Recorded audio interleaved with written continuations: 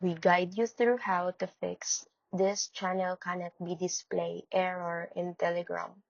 So first thing you need to do is open your Telegram app and tap the three lines menu or go to settings, then select privacy and security.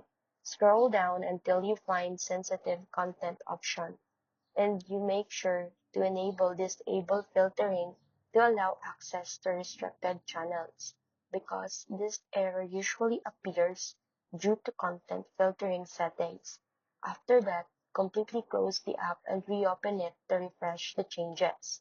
If the option is missing on your phone, especially on iPhone, you'll need to log into Telegram web using your browser, go to settings, then privacy and security, and enable sensitive content from there since some features are limited on more apps. Once done, go back to Telegram app and try opening the channel again. If it still doesn't work, make sure your app is updated to the latest version and check your internet connection for stability.